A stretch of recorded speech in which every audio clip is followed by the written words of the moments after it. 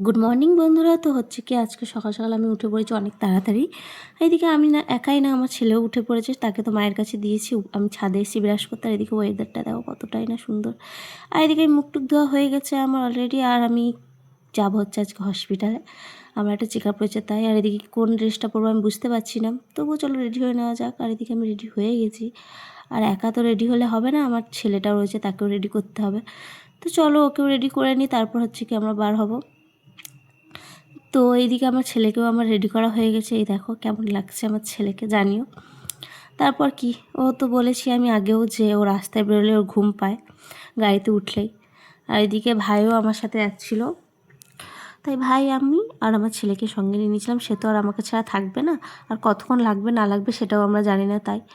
আর তারপর এই যে আমি আসার সময় হচ্ছে কি বাবু জেগে গেছিলো, এদিকে যেহেতু ট্রেন আসছিলো বাবু দেখছিলো। এই যে আমরা এই রেল স্টেশনে এখানে ছিলাম অনেকক্ষণই, প্রায় দাঁড়াতে হয়েছে। আর তারপর হচ্ছে কি আমরা চলে গেছিলাম মানে লুচি খেতে, খুব ভালো লাগে আমাদের এখানকার, তাই নিয়ে নিয়েছিলাম। তারপরে বাড়ি এসে তো দুজনে আগে চান করে নিয়েছি, বাবুও চান করে নিয়েছে আর আমিও না চান করে নিয়েছি। আর এদিকে আমার বাবু হচ্ছে কি আমার মায়ের কাছ দিয়ে লেবু নিয়ে এসছে, আর ওইটাই শুধু চেটে চেটে খাচ্ছে। জানি না কেন ওর মনে হয় টক লাগছিল না, তাই ও বারবার চাটছিল।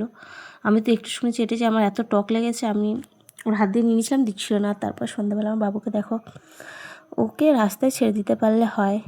তারপর এই যে একটা বিস্কুট দিচ্ছিলাম, আর বিস্কুটটা নিয়ে এসে সঙ্গে সঙ্গে ফেলে দিয়েছে, আর কিছু বলার নাই।